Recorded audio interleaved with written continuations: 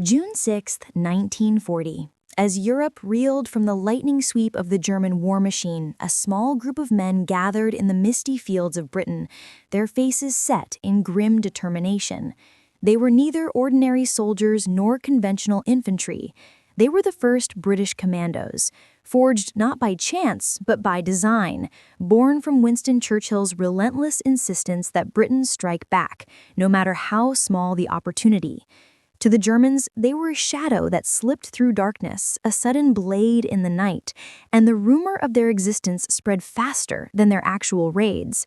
The very thought of these men sent officers scurrying to reinforce coastlines, towns, and ports that had once seemed safe.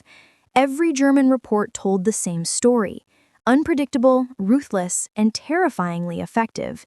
They struck without warning, disappearing before the enemy could respond.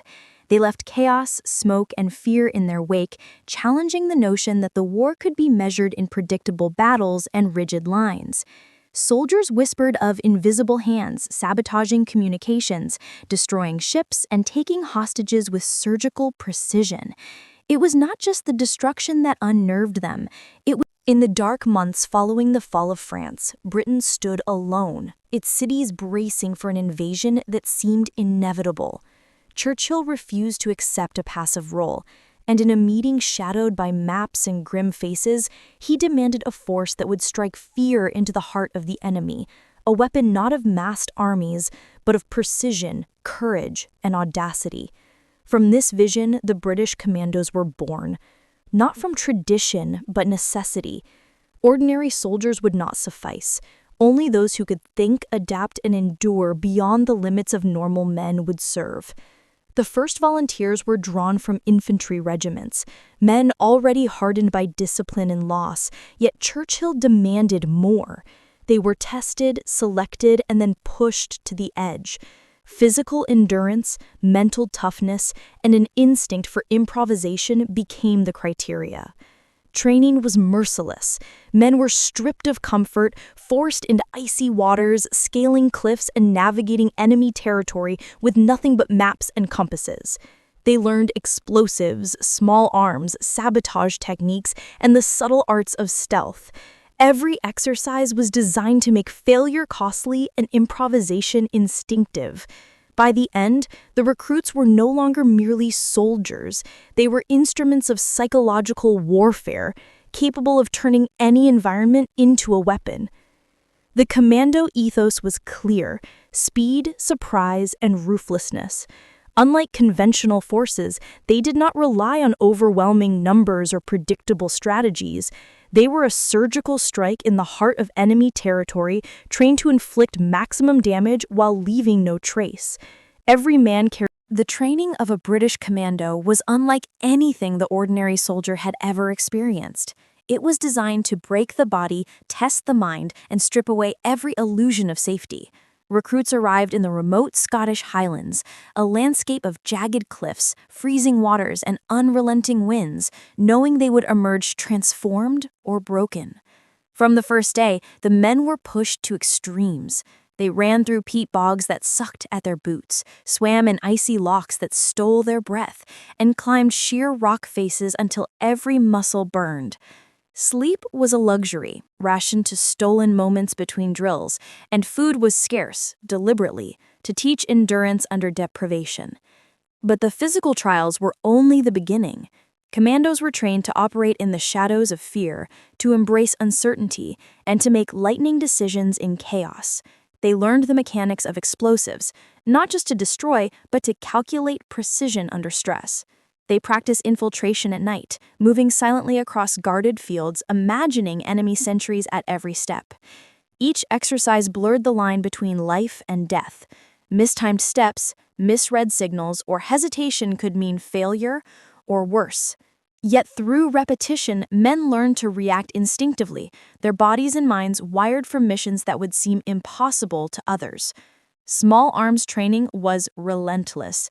Every weapon became an extension of the soldier, and every soldier became a master of his weapon. Hand-to-hand combat was drilled until instinct took over, and soldiers practiced ambushes, sabotage, and surprise assaults. They trained with explosives to destroy docks, railways, and communications, mastering techniques that turned civilian infrastructure into lethal tools of war. Navigation and survival were equally rigorous. A commando had to cross unfamiliar terrain in complete darkness, survive on minimal rations, and escape detection even when pursued by seasoned enemy patrols.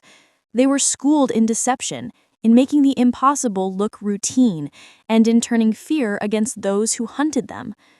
The first raids were more than military operations. They were statements. Small boats cut through the misty waters of occupied Europe, carrying men trained to strike with precision and vanish like shadows. The commandos were masters of the impossible. At St. Nazaire, they approached the heavily defended docks under the cover of darkness, a flotilla of death and audacity. Every soldier knew the odds, every heart beat in rhythm with the crashing waves, every mind focused on one objective: destroy the dry dock that allowed the mighty German fleet to threaten the Atlantic. Explosions echoed across the harbor, fires swallowed the structures, and the Germans, caught off guard, could only watch in disbelief. The raid was surgical, swift, and complete, an utter humiliation for a supposedly invincible force. Elsewhere, the Lofoten Islands became another stage of audacity. Commandos landed in freezing Arctic waters, surrounded by harsh winds and rugged cliffs. They moved silently through towns, destroying factories, sinking ships, and capturing vital intelligence. German soldiers were stunned. How could such small groups achieve so much? Each raid sent ripples of terror across the Wehrmacht's coastal defenses, undermining morale and forcing commanders to reconsider even the simplest deployment. The enemy learned that these men were unpredictable, relentless, and utterly fearless. It was not just strategy, but psychological impact that defined these raids. The Germans feared the unseen, the invincible specter striking in the dead of night. Houses burned, ports were destroyed, and vital supplies vanished. Officers' reports described men moving like phantoms, impossible to pin down, impossible to anticipate. Every mission combined chaos and control and a deadly balance. Commandos could appear where least expected, sabotage enemy plans, and disappear before reinforcements arrived. Fear spread faster than the damage itself. Soldiers whispered rumors of elite raiders who never hesitated, who faced danger with cold calculation, who could disappear into the darkness as if the night itself protected them. The audacity of these operations was magnified by meticulous planning. Every detail mattered: timing, navigation, intelligence, equipment. From the perspective of the German High Command, the commandos were an enigma wrapped in terror. Reports trickled in from across occupied Europe, describing small groups of men striking deep behind their lines, sabotaging ports, destroying supply chains, and vanishing without a trace. To the Wehrmacht, trained for structured battle and disciplined formations, the unpredictability of these raids was maddening.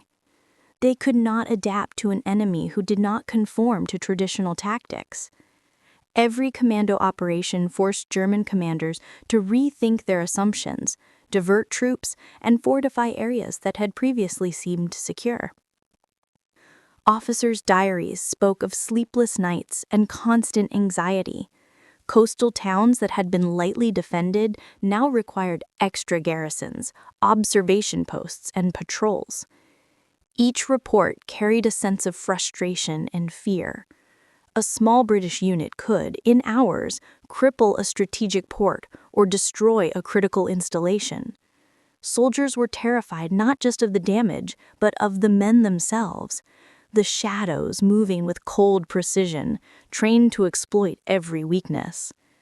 Rumors amplified the fear. Some believed commandos were everywhere at once, ghosts who could appear from any direction, strike with deadly accuracy, and disappear into the night, leaving chaos in their wake. The German military valued control, hierarchy, and predictability. Commandos challenged all of these. They operated in small, flexible units, relying on initiative and improvisation rather than orders.